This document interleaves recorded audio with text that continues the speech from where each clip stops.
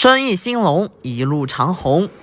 福建龙岩的一位粉丝找到我，让我给他最款放在店铺里使用的茶盘，要求精选金丝楠阴沉木材料制作。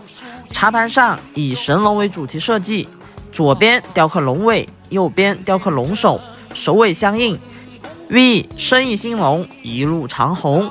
接下来一起看看制作过程及成品效果。